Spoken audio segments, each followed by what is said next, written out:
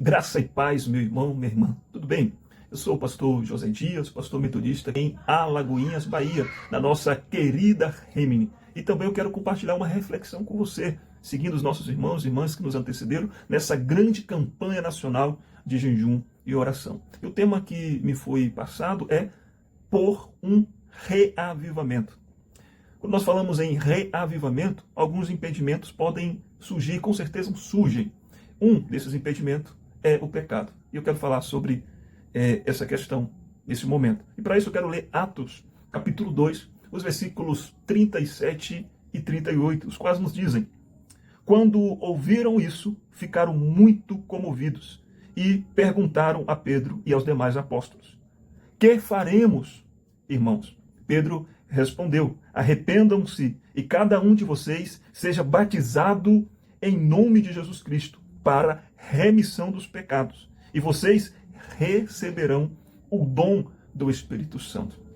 Esses versículos estão incluídos num contexto maior, que é o contexto do Pentecoste. Se nós lemos o capítulo 12 por inteiro, nós perceberemos que essas falas de Pedro logo após os apóstolos, discípulos e discípulas receberem o Espírito Santo no dia de Pentecostes. Dado esse derramado Espírito Santo, esse soprado Santo Espírito, as pessoas foram atraídas até aquele local, até o cenáculo, e perguntavam o que isso significa. E Pedro se levanta, como bem sabemos, e traz um dos mais belos sermões que nós temos em toda a Bíblia, que é esse sermão de Pedro. Pedro, reinterpretando o que havia acontecido, derramar o soprar do Espírito Santo, Pedro disse que aquilo se tratava do cumprimento da promessa de Joel, que segundo tal promessa, tal profecia, o Espírito Santo seria derramado sobre toda a humanidade. Como bom evangelista que era, Pedro não apenas fala do cumprimento dessa promessa, mas também ele sinaliza que aquilo que estava acontecendo antecedia o último dia, ou o dia do Senhor, o dia também entendido como o dia do juízo de Deus. Ademais, Pedro ainda fala o que não poderia faltar na sua pregação, o que não pode faltar na nossa pregação a respeito do Cristo. Ele vai dizer: olha, o Cristo que vocês crucificaram, ele ressuscitou, Deus o ressuscitou e ele está à destra de Deus. Bem, citando aqui, pincelando parte do discurso de Pedro, para chegar a esse ponto no qual as pessoas comovidas, seja por alegria, seja por admiração, seja por, inclusive, medo pelo que poderia acontecer com elas, elas indagam, perguntam a Pedro e aos demais apóstolos. Então, diante de tudo isso, do derramado do Espírito Santo, do juízo ou dia do Senhor que se aproxima, do que aconteceu com Cristo, o que nós podemos fazer?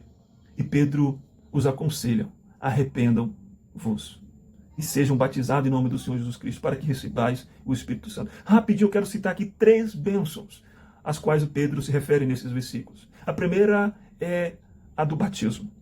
Arrependei-vos e sejam batizados em nome do Senhor Jesus Cristo. A segunda é o perdão dos pecados. Pedro diz: olha, sejam batizados em nome do Senhor Jesus Cristo para a remissão dos pecados. E a terceira bênção que aqui vemos é a do dom do Santo Espírito. Eles receberiam o Espírito Santo. Bem, quando Pedro fala: olha, vocês devem ser batizados, Pedro, em outras palavras, está dizendo: por meio do batismo, vocês serão incluídos no povo de Deus, serão injetados na videira verdadeira. Vocês, que por acaso não é povo, se tornarão povo de Deus, nação santa, para anunciar as virtudes desse Deus. Pedro, ao dizer: olha, os seus pecados serão perdoados, está dizendo tudo aquilo que cometeram em Cristo Jesus, por conta do seu sacrifício, tudo isso será perdoado, vocês serão remidos e poderão viver em novidade de vida, pois receberão o Santo Espírito, que é a terceira bênção. Mas para que tudo isso se desse, acontecesse com aquelas pessoas, uma coisa era imprescindível: que elas se arrependessem.